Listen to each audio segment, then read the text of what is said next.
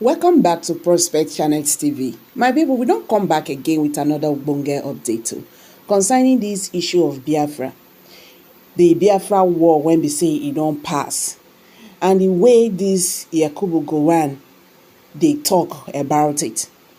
So this video that you're about to watch, we are going to bring you back to what happened during the Civil War, waiting it talk, and waiting Nigerians don't they talk, and the present day, how Biafrans are being treated in Nigeria. Now the question now is, this man does not want to say the truth, and he does not want to really, hold up that, oh, what we did to Biafrans is not good. Let's say we are sorry. You understand? So this video you are going to hear, and you are going to see everything and see the position of Biafrans in this matter. Now I go drop make we watch the video together. I will be right back. The so-called rising sun of Biafra is set forever.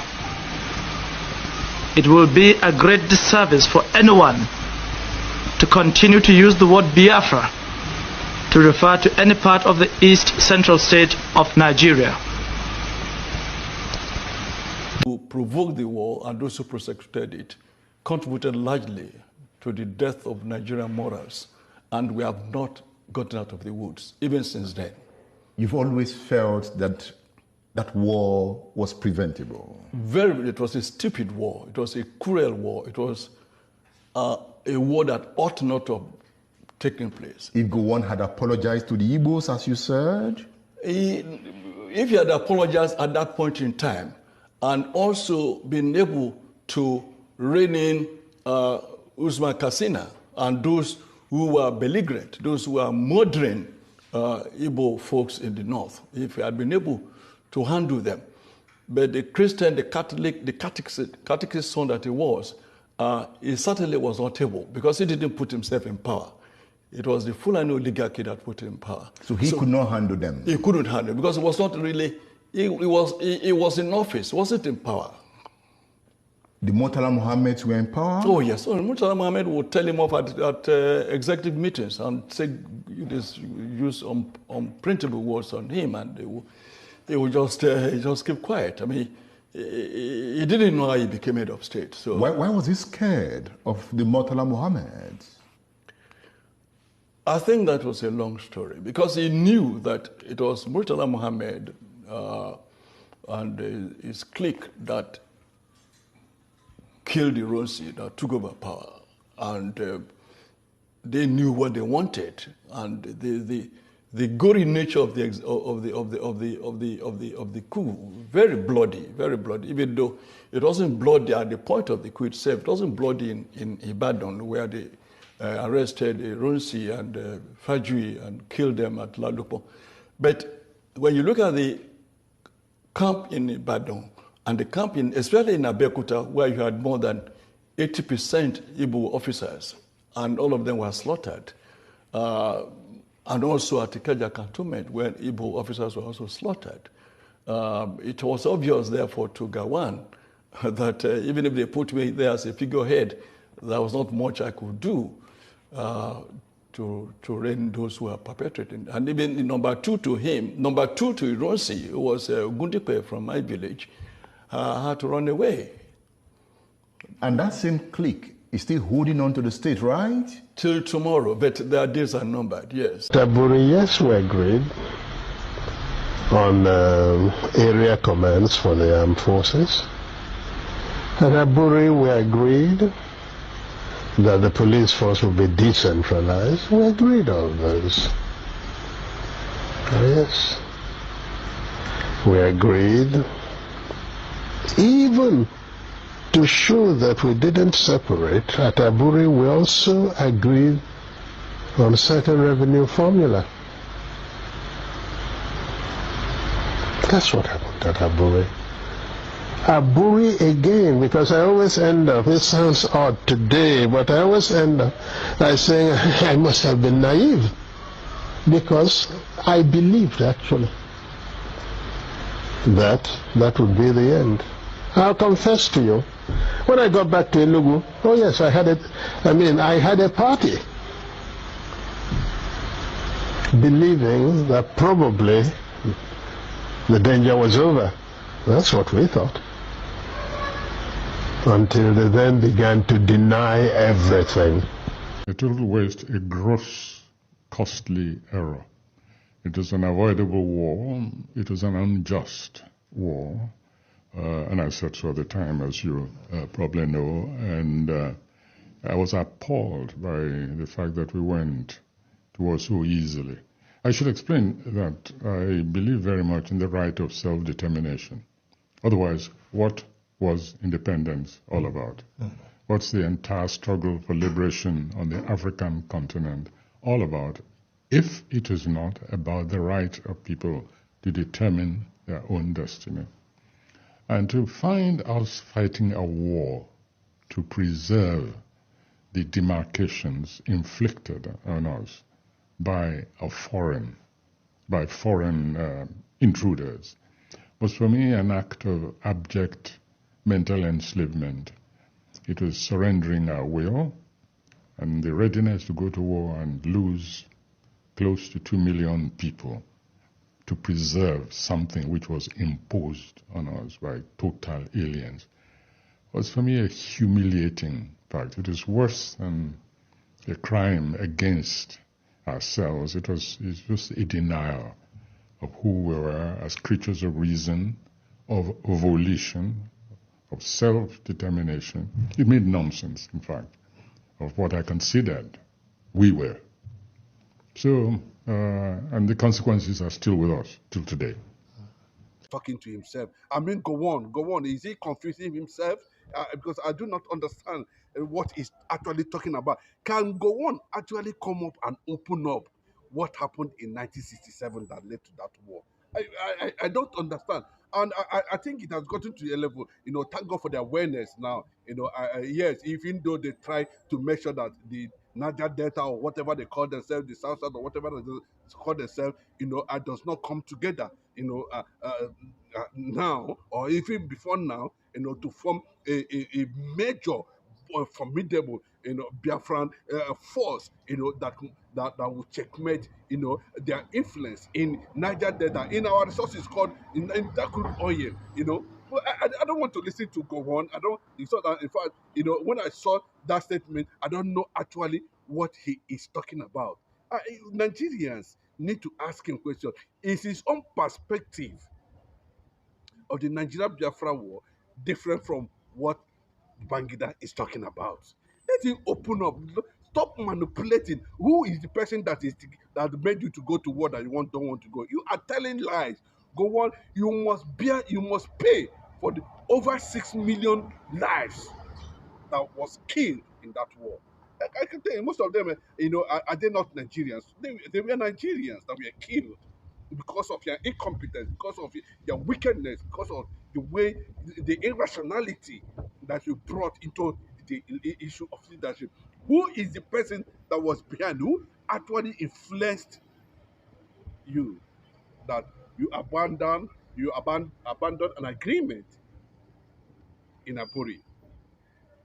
And if do not forget, especially those of them, who are there from Niger Delta. I thank God for what is happening now. There's this uprising in Niger Delta, and they're not going to take it again. It's spreading. Yes, they try to divide us. They try to make sure that they squeeze. Yeah, they say they are not Igbos. They are not this. They are the people who also are going about denying who they are, denying their neighbors, denying their brothers. Ojukwu consulted 20 communities, including the Anang, everybody consulted. Ojukwu consulted everybody before he went to that war. But unfortunately, when the war started, we saw them running away. It was not the Igbos that defended. The Anang, they were running away. They got influence. Fear got them. But they were the people. They were the part of the people. Said, yeah, Ojukwu, yes, Eastern Union addressed Ojukwu. Ojukwu addressed them before the declaration of Biafra. So it was not an Igbo thing. Then how come all of a sudden, and it's like you say you are not Igbo, and then now, Nko, is the reality not coming out? What have you benefited from Nigeria? Those people who said they call themselves they are not Igbo. What have you benefited? What have Nigeria offered you? All the crude oil, all the oil blocks, everything belongs to the north. Are you not ashamed of yourselves? Is Igbo man your enemy? Are you not part of the agreement that there must be war to stop the ongoing extermination of Igbo tribe? Those of you in River State, what are you talking about? Those of you in Bayelsa, what are you talking about? Are you saying that you were not consulted? Then how come that one of the people suggested the name Biafra from Bayelsa State? From Major? So if you are not to do this thing, and that is why at every point in time, you see, and the Fulanis, leaders, political class, taking advantage of these things and continue to destroy the Niger Delta, continue to make Niger Delta, continue to cause devastation and pollution without any regard, because something that would have brought everybody together as a bloc to fight a common cause. They made you to hate an Igbo man who is not your enemy. But today, thank God for the rising, the consciousness, that is spreading now. So Gowon should know that, it can only delay the truth. One day, the truth must come out. Gowon, you must confess the truth, and return back to your Fulani people, your British people, and call them and address them. Go back to Plateau. You and that woman should go back to where you people came from the Middle Belt, and stay there and defend yourself. Why are you running away? Are you running? You running to London? Is it what is going to help you? Go back there. Stay there and defend yourself. Because these are the people that you are pretending to love. Thank God, you rightly said it very clearly. The Igbo man, the Igbo tribe, the Igbo nation, the son of the sun, the tribe of the sun. We are not part of Nigeria abomination. Even if you said the Nigerian flag does not talk about the woman is not inclusive, if you look at the green white, what is green white? There's no Igbo man there. The Igbo man is not factor in it's green white. So it's between you and Yoruba. Fix on ourselves. After all, during the war, what was the position of the Yoruba man? When we discovered that it was the same Gowon that brought the unitary system of government. And the university never did. So all these things, has gotten to the point that the Igbo man has risen. Like they always say, it took us time, it took us years, no government presence, no government infrastructure, no government appointment, nothing. People just came from the axis of the war with our neighbors from the Niger Delta, denying that us completely. But are they successful now? They cannot be successful. Because God is watching, nature is watching. You are delaying, you are betraying your own brother. And let me ask the Niger, did the Ojukwu actually call for war? They brought war. They were killing the Igbos. They said that the Igbos are domineering. They are dominating. Something that is purely a military affair. Thank God for IBB. These are the same Buhari who wants Nnamdi Kanu dead today was the one who stopped the first democratic elected government in Nigeria. True clue. You see, he's a Kanuri man. He's a Fulani coup. The wickedness of Nigeria against the Igbo people. That's just to this moment. We saw clearly the turn of an Igbo man being attacked by a Yoruba man politically. And the Yorubas are pretending as if, no, nothing. It's a political game. Is a political this. Is a that. I do not know how to. Who told you that? Now, for 64 good years of partnership between the Yorubas and the Fulanis, look at where Nigeria is today. The consequences of conspiracy against the Igbo people. But what you're seeing now is coming together. The Igbo unity is coming together. The Niger Delta people are coming together. They're even throwing what is Niger Delta? Who named it? Do you know the meaning of Niger Delta? Is there anywhere that is called any country called Niger Delta? But I can tell you, where Biafra started, the first kingdom on earth, history, and the Portuguese kept it, and they trace it. You can always trace Biafra. It's in Niger Delta. What is Niger Delta?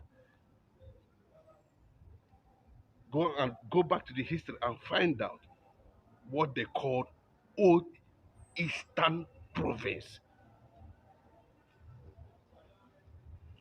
Old Eastern Province, made up of territories. Find out yourself. To go on, well, it is too late. Thank God you have recognized Biafra. And of course, when I listen to that statement, you have already given up in Biafra because you know that we were buried, of course, but the seed has risen. Biafra has risen, and there's nothing you can do about it. Whether we are factored in or not, that is not our business. But what we are saying at this point in time, it has become a reality to you. Go on. You are seeing it now that the people you fought for have turned against you. Not Igbo man this time around. They turned against you, and you must run. See, the only way is that open up, tell the world who and what happened. If not, I'm seeing the entire end up in Biafra as a All right, guys, thank you very much for staying to the end of this video. So what's your take on this? I've been saying this, that the needful needs to be done so that Nigeria will know their left from their right. If not, this issue will persist. The Igbos, they are aggrieved, but the Nigerian government does not want to own up that they actually, annoyed these people. What they did to them, they good. About 5 million persons was wasted on that unnecessary war. You understand? But Yakubu Gowon till now is still holding down. Won't talk the truth. Then they ask her, explain what happened in Aburi. Accord, what happened? Till today, he have refused to say that part. Even when Babangida, made confession concerning the 1966 Igbo coup claimed by the former head of state, Yakubu Gowon, he's still holding it. So now, so this man go just go thy kingdom come, carry this burden, waka dey go like that, even if that one dey one side. But now the issue be say, the government, they need to attend to this matter because it's really very urgent. I go drop am for here. Abeg, make we hear from you. Drop your comment below the comment section. Don't forget to share this video. Don't forget to like. Don't forget to subscribe. Thank you. See you in my next video. Bye for now.